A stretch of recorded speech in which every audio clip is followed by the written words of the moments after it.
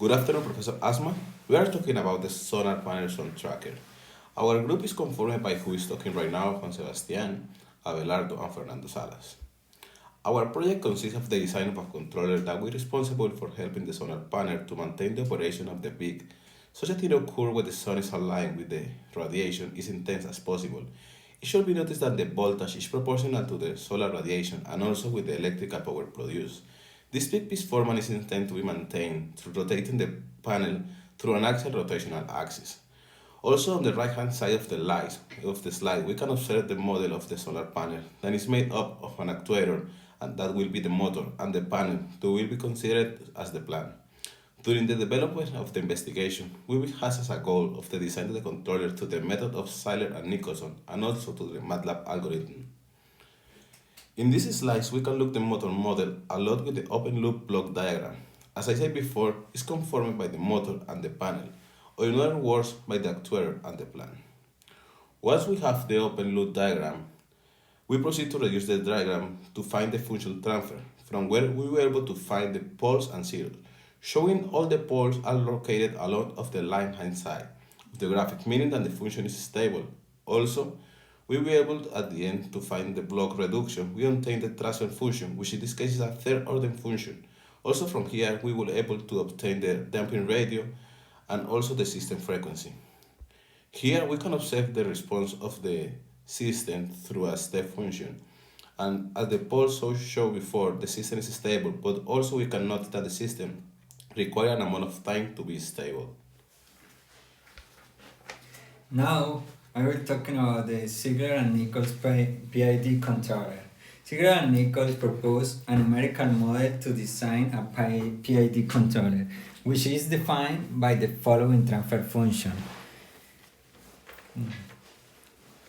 This function is connected in cascade to the system transfer function, and the feedback is close to complete the closed loop PID controller.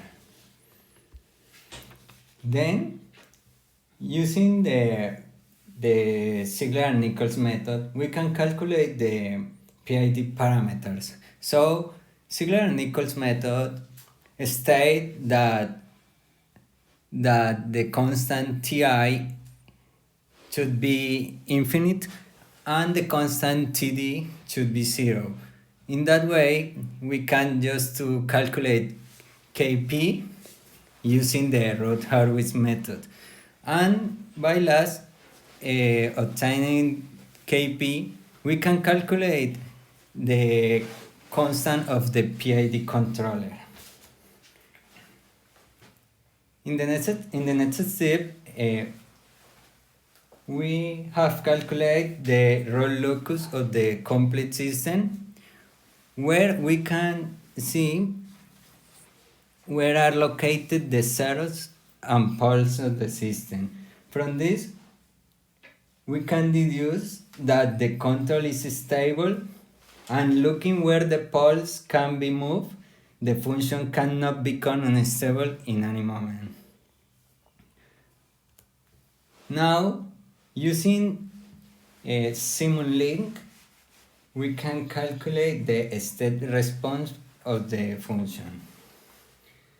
So, from this graph, we can observe that the system is underdamped, which means that it will have some exoparameters, which are the overshoot. In this case, the overshoot reach around 70%, which could be considered like a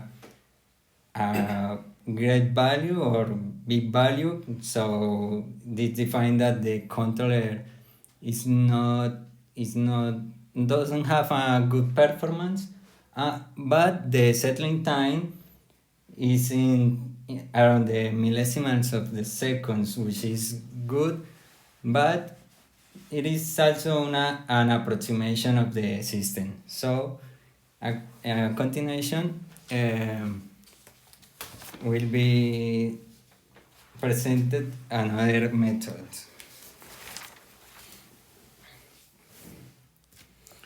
The next method is designing the PID controller by using MATLAB.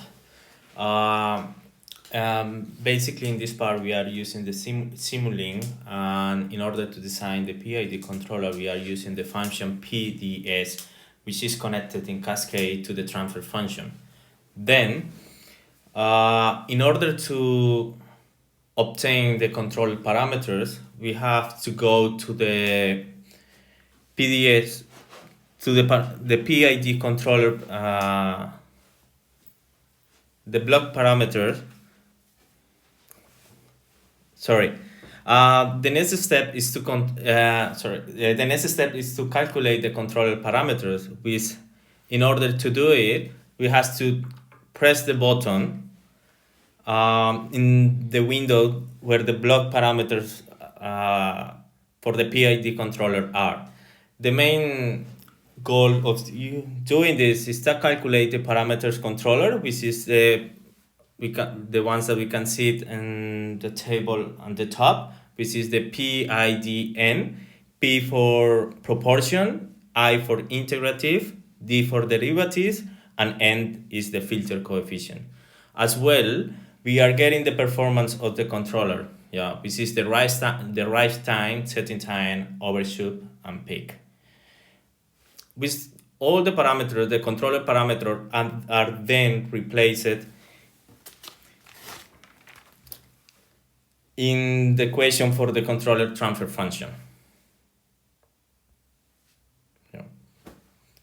The next step is to calculate or just to analyze the graph of the PID controller group locus. Basically, this graph what shows us is the location of the poles, and in this case, all the poles are located at the left side of the graph, which means that the PID, the system is stable.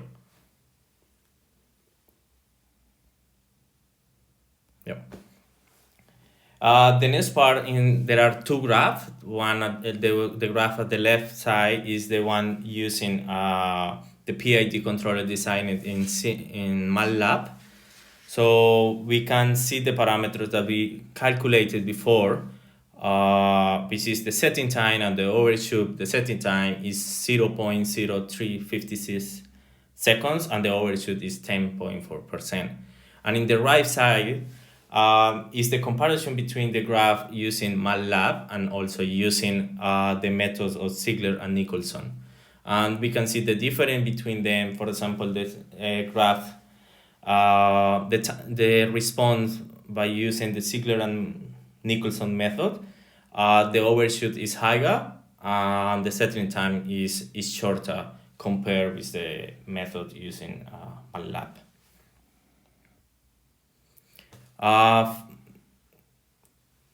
The final part is the conclusions. What we noticed in our project is that the overshoot percentage using Ziegler and Nicholson method is around 70%,